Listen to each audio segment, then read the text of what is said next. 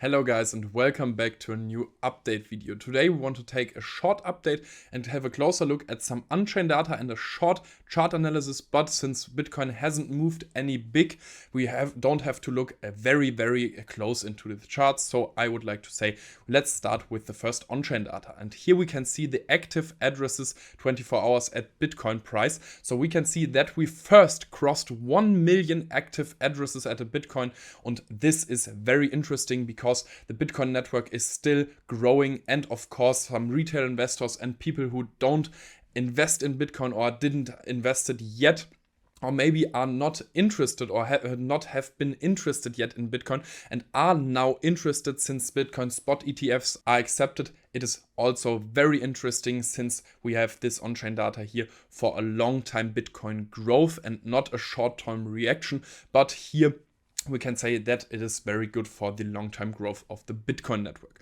Also, we can see that we have higher highs in here, first of all here, then here, and this top, and then the cross of the 1 million active addresses is also a very nice and very important milestone for the Bitcoin network. Then we want to go over to the next on-chain data, and this is the Bitcoin stablecoin supply ratio, SSR oscillator, and this is very important because I hope you can see it here. We had a little surge in the SSR, so in the stablecoin supply ratio here, and immediately had a surge from the Bitcoin price to nearly $42K.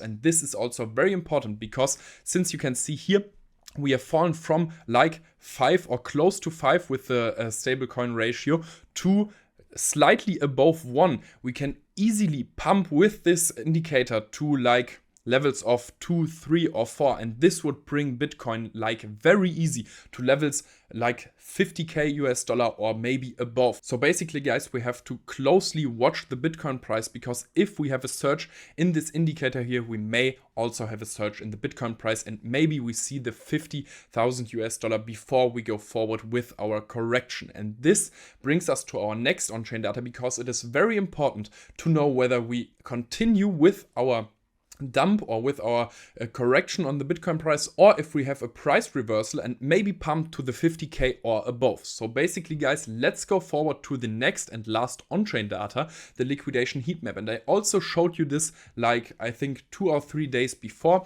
and let's go to the liquidation heat map levels in the 3-month chart. And here we can see that we have very big liquidation levels here around the 33 to 35,000 $, and this is like $45 billion big. So basically it is very likely for Bitcoin to retest these levels here around 35 or 33,000 $. So I think this is just a little bounce in our correction here, and we maybe continue with our correction to the downside and reach levels of 33 or 35,000 $. If we break through the support here at the 37,000 $. We have here in this zone from like start of November to start of December here. And now we want to go forward to the 6-month chart. Then here we can also see that we have also very much liquidation levels here, or very much capital here in this section here above or around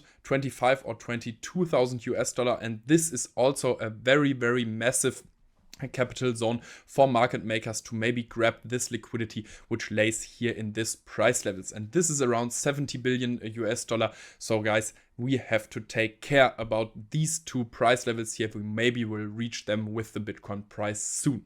And now we want to go forward to the chart analysis to see what we can expect in the next few days with the Bitcoin price. Okay guys, so here in the chart analysis we can see that we have a falling wedge pattern. And a falling wedge pattern is a pattern which has typically a higher probability to have a breakout to the upside, and of course we also have the breakout to the upside. And now we want to go forward and look what the breakout target for this pattern is, and we can see that the breakout target from the current point of the breakout is around $44,200. And this is very interesting because if we have a breakout to this, and I think we probably reach this breakout target here, we maybe retest the tops we seen here at the 6th, 7th, around the 6th or 7th December, and also here, and maybe the retest here. So basically, guys, you can see we have like a resistance line here, a horizontal resistance, and we may